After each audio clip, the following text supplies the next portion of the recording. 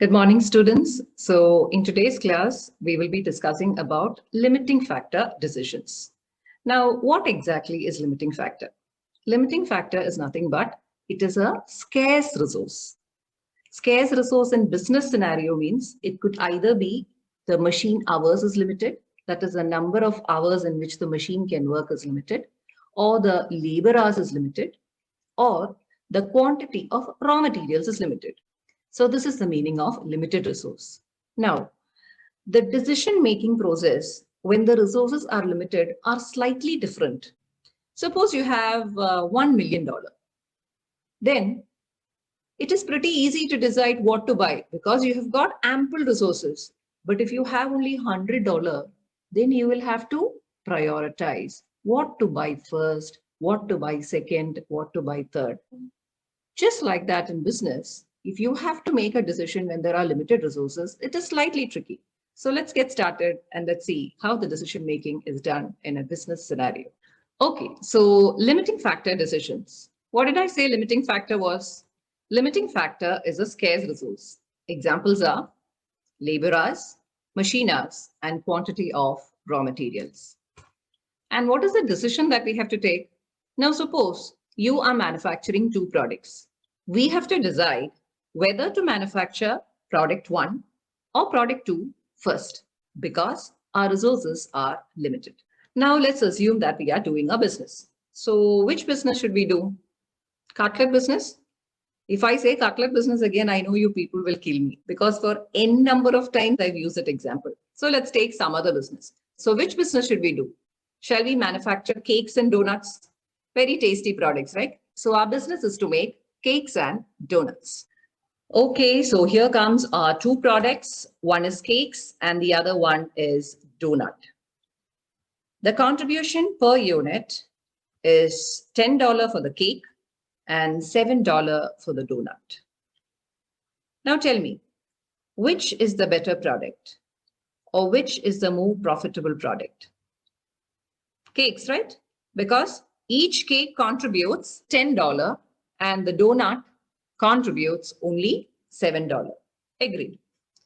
Now, because of the COVID situation, the government is going to announce a lockdown. Okay? And you have just 2 hours to complete the production. Just 2 hours. In these 2 hours, which product will you manufacture? Cakes or donuts? Now, before answering this question, let's take a look at the time taken for making one cake and the time taken for making one donut. Time taken per unit for a cake, it is 1 hour, and for the donut is 0.5 hours. Now, let's take case by case. Okay. Suppose in the 2 hours, we are going to make only cakes. Okay. So in 1 hour, we can make one cake. So in 2 hours, how many cakes can we make? 2 cakes, right? Okay, so we are going to make the cakes and so we will get 2 cakes in 2 hours. Next, if we were making only donuts, how many donuts can we make in 2 hours? One donut takes half an hour. So in 2 hours, how many donuts can you make? 4 donuts, right? Okay, so here comes the 4 donuts that we are going to make in the 2 hours. Now, let's see the contribution that each product provides. Contribution for 2 hours. Now, for the cake, each cake contributes $10. The contribution per unit is $10 for the cake. So 2 cakes provides how much contribution? It is 10 into 2 or $20. Now, regarding donuts. Each donut contributes $7. So how much contribution does 4 donut contribute? It is 7 into 4 or $28. What does this mean? It means that in this 2 hours, it is better to produce the donut because it gives a contribution of $28 in 2 hours, whereas the cake gives only $20. See? Now, if you had been guided by this, that is the contribution per unit, the contribution per cake is $10 and it is more than the donut, then you will get a lower profit So whenever you are having a limited resource, say time or the number of machine hours, you have to calculate contribution per hour and do not be guided by the contribution per unit. So let's take a look at the contribution per hour of each product. Contribution per hour. So one cake contributes $10 and it takes 1 hour. So contribution per hour is 10 divided by 1 or $10. And regarding the donuts, each donut contributes $7 and the time taken is 0.5. So what is the contribution per hour? It is 7 divided by 0.5 or it is $14, which means that for each hour, the donut will contribute $14 and the cake will contribute only $10. This is the way in which you have to rank the products. So what rank will you give? The rank that you will give for the donut will be rank 1 and cake will be given rank 2 only. Now, what we just discussed is limited hours. Suppose it is not hours that is limited. It is the quantity of raw materials that is limited. Let's take a look. If the raw materials, that is flour, it is restricted to just 2 kg. We have just 2 kg of flour. So which product are you going to manufacture? Is it cake or is it donut? Okay. So let's take what is the quantity of flour required for each of the product. So flour in kg required per unit, cake 1 kg and donut half kg. Now, I know you people will be wondering why I have taken 1 kg for 1 cake, 1 kg flour cake. Okay, I know that 1 cake doesn't consume 1 kg of flour, agreed. But this is just to simplify our calculation because our calculation becomes much more easier instead of taking 250 grams for 1 cake. Okay, so that's the reason. In the previous example, what did we calculate? We calculated contribution per hour. That was when hours were limited. But in this case, it is the kg which is limited. So we have to calculate contribution per kg and then rank the products. So what is the contribution per kg? The very same figure, it is 10 divided by 1. So it is $10 and here donut, it is 7 divided by 0.5 or it is $14. And we give rank 1 for the donut and rank 2 for the cakes. So this is how you do a limiting factor problem. Whenever you are having limited resource, we have to calculate contribution per hour if hours is limited or contribution per kg if the raw material quantity is limited. And then you have to rank the products. So the conclusion is whenever there is a limiting factor, say labor hours, machine hours, or raw materials in kg, calculate contribution per unit of the limiting factor. It can either be contribution per hour if the hours is limited or contribution per kg if the kg is limited to decide which product is to be manufactured first. So with this idea in mind, we will tackle the problems. Question number 1, a company produces 3 products. Details in dollar are selling price is given. You have the labor cost and other variable costs which have been reduced to get the contribution per unit. The maximum demand of the product is given of each product and the labor hours are limited to 7,800 hours. So what is the limiting factor in this question? Labor hours is the limiting factor, which means that you have to calculate contribution per labor hour. Only then can you rank the products. Calculate optimum product mix. What do you mean by optimum product mix? It just means how much quantity of each product is to be produced. Okay. So first we will copy from the question the contribution per unit. So here we have the contribution per unit and I have copied those figures into the answer. So the contribution per unit of P, Q and R have been written. So we have to find out the contribution per hour. So first of all, we should know what is the hours taken for each unit. So working note 1, the labor hours required per unit. So the labor cost in dollar has been given in the question. So we will copy that. Labor cost in dollar is 300, 160 and 40. And what is the rate per hour? Rate per hour is also given $20. So I will be copying that. And so what is the hours required per unit? The labor cost is $300 per unit and the rate per hour is $20 per hour. So how many hours are being taken for manufacturing product P? It is 300 divided by 20 or 15 hours. Likewise for Q, the labor cost is 160 and the rate per hour is again 20. So how many hours are we taking for product Q? It is 160 divided by 20 or 8 hours. Last, for product R, the labor cost is 40 and the rate per hour is $20 per hour. So how many hours are we taking for product R? It is 40 divided by 20 or 2 hours. So now we have the hours required per unit. Now we copy it into the answer. So hours required per unit from working note 1, we have 15, 8 and 2 for products P, Q and R. Now it is very easy for us to find out the contribution per hour.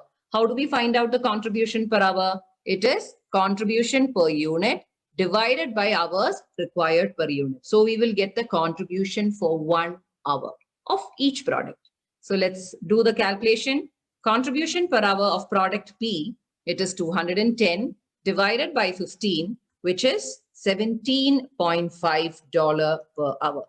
And regarding product Q, it is $72 divided by 8 hours, which means that it is 72 by 8, it is $9 per hour.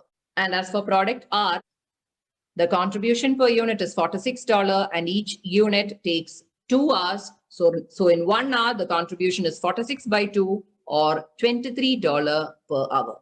Now we can rank the products because now we have got the contribution per hour. So the ranking is, which is the best product? The best product is product R because it has got the highest contribution per hour at $23. The second rank will be for product P because it has got a contribution per hour of 17.5, and it's product Q which gets the last rank or rank 3 because it contributes the least. That is, the contribution per hour is least for product Q. So we will write the ranks. It's 2, 3 and 1. So I have copied the relevant question extracts and we have reached till here. That is, we have finished the ranking of the product. So I've just copied the relevant details. Now, so we are going to manufacture according to the ranking. So first, which product are we going to manufacture? We have to manufacture product R, correct? And then we have to manufacture product P. And then finally, we will be manufacturing product Q. So we have to check the maximum demand of the product. We don't need to manufacture more than the demand of the product. So I'm just copying that line. So maximum demand copied from the question. It is 200 units of P, 600 units of Q, and 1000 units of R. So we will manufacture first R, and the maximum number of units that we have to manufacture is 1000 units. So the production, and we will also write the time taken for the production because we know that the time is limited. So first we will produce 1000 units of R. So I've just written 1000. So for producing 1000 units of R, how much time are we taking? For 1 unit, it is 2 hours. So for 1000 units, it is 1000 into 2 or 2000 hours. Now, we have got a total of 7,800 hours. We will make a note of that too. The total time is 7,800 hours. And when we are manufacturing R, 2000 hours gone, which means that we have to reduce 2000 hours from 7,800 and we get 5,800 hours. So now we have just 5,800 hours left. Next product. Next ranking is for product P with rank 2. So we will be manufacturing product P next, and the number of units that we have to manufacture is 200 units. So we are going to manufacture 200 units of product P. And for product P, what is the time taken for manufacturing 200 units? For 1 unit, it is 15 hours. So for 200 units, it is 15 into 200 or 3,000 hours. So now, out of the 5,800 hours that were left, we have used 3,000 hours for producing product P. So we will have to reduce that too. So reduce 3000 from the outer column. So now the balance time left is just 2800 hours. Now let's go to the last ranked product, and that is product Q. We have a demand of 600 units and each unit takes 8 hours, which means that to produce the entire 600 units, we need 8 into 600 hours, or 4,800 hours. Do we have 4,800 hours? We have just 2,800 hours, which means that we cannot manufacture the entire quantity of product Q. So what we will do is, now the time taken, we will fill this. That is time available. The time available is only 2,800 hours. And we will work backwards. If we have 2,800 hours, how many units can be produced? So each unit takes 8 hours. So how many units? 2,800 divided by 8. That many number of units you can produce. In how many hours? In 2,800 hours. So I'll repeat. We have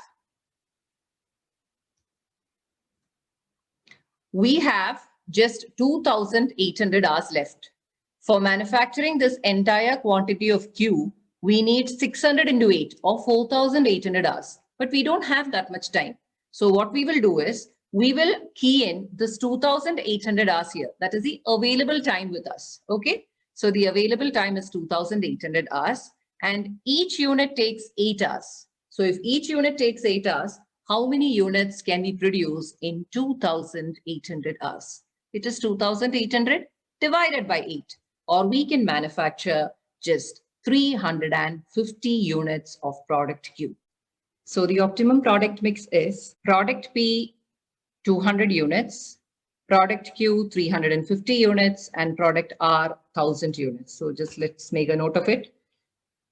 200, 350, and 1000. And they've also asked us to calculate the maximum contribution. So this is the optimum product mix. So what is the maximum contribution? You have to just multiply it with the contribution per unit. We have the contribution per unit at 210, 72, and 46. So we multiply each of the product with its respective contribution, and we get the maximum contribution as 42,000 for P, 25,200 for Q, 46,000 for R, and we get the total maximum contribution as 113,200. With this, we come to an end of today's session. If you have any doubts, please post in the comment box below. And if you've understood the concepts well, please support the channel by clicking the subscribe and the like button. Thank you and have a good day.